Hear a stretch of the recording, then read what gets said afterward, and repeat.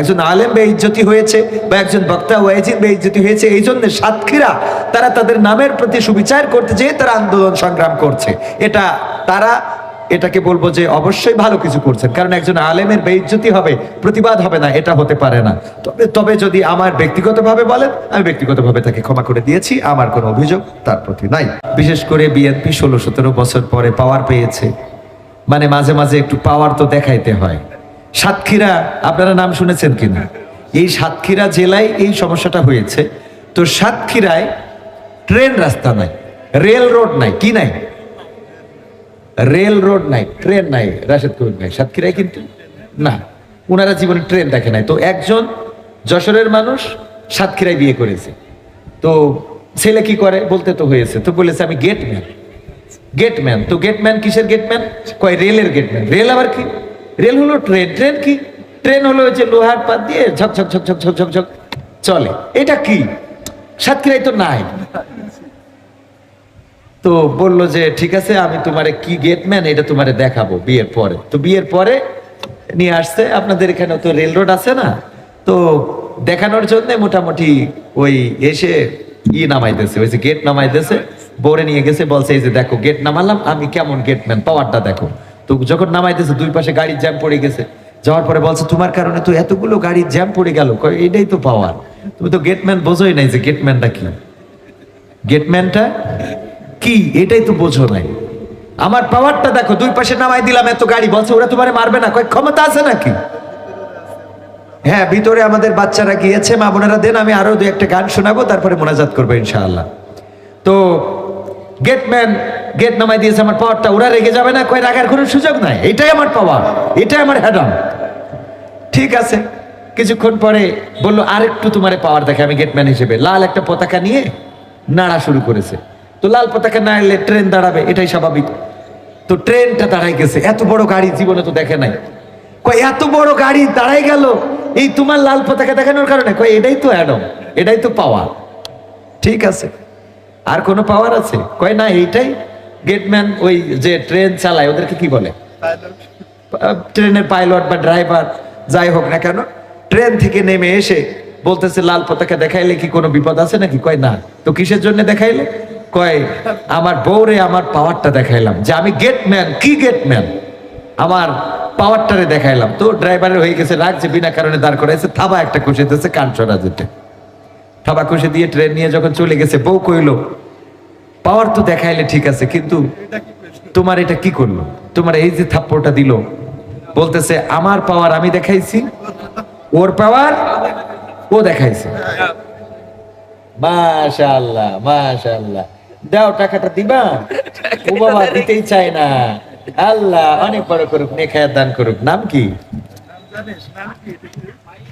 মাহিরা। মাহিরা নামের ছোট্ট বাচ্চা শিশুটা 500 টাকা দিয়ে গেল এই মাদ্রাসার জন্য। আল্লাহ দানকে কবুল করো, এবং এই বাচ্চা শিশুটাকে, মাহিরাকে, নেক হায়াত দান করার পাশাপাশি দিনের খাদেম হিসাবে আল্লাহ রাসূল সাল্লাল্লাহু আলাইহি সাল্লামের কাছের সাহাবা রাদিয়াল্লাহু তাআলা আনহা যারা ছিলেন তাদের সাথে কবুল করে নিন। আম্মা আয়েশা রাদিয়াল্লাহু তাআলা আনহা, খাদিজা রাদিয়াল্লাহু তাআলা আনহা, ফাতেমা রাদিয়াল্লাহু তাআলা আনহার সাথে কবুল করে নিন। যাই হোক, তো আমি সাতক্ষীরার ওই চেয়ারম্যানের ব্যাপারে বলবো, উনার পাওয়ার তো উনি দেখাইছে, উনার যে হ্যাডম সেটা উনি দেখিয়েছে। আর আমাদের পাওয়ারটা কি? আমাদের পাওয়ার হলো আল্লাহর কাছে দোয়া করা, ক্ষমা করা, আমাদের এটাই পাওয়ার। আল্লাহ রাসূলকে তায়েফের ময়দানে রক্ত ছড়ালেন, গা থেকে রক্ত ঝরলো, জুতা আটকে গেল। আল্লাহ রাসূল সেই রক্তগুলো জমিন থেকে আবার গায়ে মাখালেন এবং বললেন, হে রব, তুমি যেন এই তায়েফবাসীর পরে ক্ষিপ্ত হয়ে কোনো গজব দিও না, কারণ হতে পারে আমার কোনো ভুল, আমি সঠিকভাবে হয়তো দাওয়াত দিতে পারি নাই। এটা ছিল রাসূল সাল্লাল্লাহু আলাইহি সাল্লামের আদর্শ। সুতরাং তার পথে যারাই চলবে তাদের এই উদারতা দিয়েই চলতে হবে। ওই চেয়ারম্যানের ব্যাপারে আমার ওপিনিয়ন হলো, উনি ক্ষমা চাইলেও ক্ষমা করেছি, ক্ষমা না চাইলেও করেছি।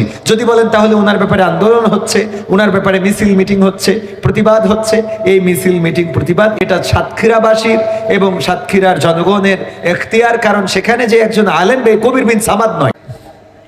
সম্মানিত ভাইয়েরা, আর সময় নেব না, মায়ের একটা গান বের করে রেখেছিলাম, সে গানটা শোনাব। জনম দুঃখী মা জননী, তোমায় মনে পড়ে, জনম দুঃখী মা জননী, তোমায় মনে পড়ে, তোমার স্মৃতি পড়লে মনে, তোমার স্মৃতি পড়লে মনে অশ্রু শুধু ঝরে। জন্ম দুঃখী মা জননী তোমায় মনে পড়ে। জন্ম দুঃখী মা জননী তোমায় মনে পড়ে। কত কষ্ট সয়ে তুমি গর্ভে দিলা ঠাই, অনেক ব্যথা সয়ে মাগো আনলে দুনিয়ায় ও মা। কত কষ্ট সয়ে তুমি গর্ভে দিলা ঠাই, অনেক ব্যথা সয়ে মাগো আনলে দুনিয়ায়। নিজের সুখ বিলিয়ে দিলে, নিজের সুখ বিলিয়ে দিলে আমার সুখের তরে। জন্ম দুঃখী মা জননী তোমায় মনে পড়ে। জন্ম দুঃখী মা জননী তোমায় মনে পড়ে। অসুবিধা নেই, আর মনে হয় জেনারেটর আর দিবে না, ওটা রাত্রে দেখবেন। এখন তো মানে অলরেডি জুম্মার আজান দিবে।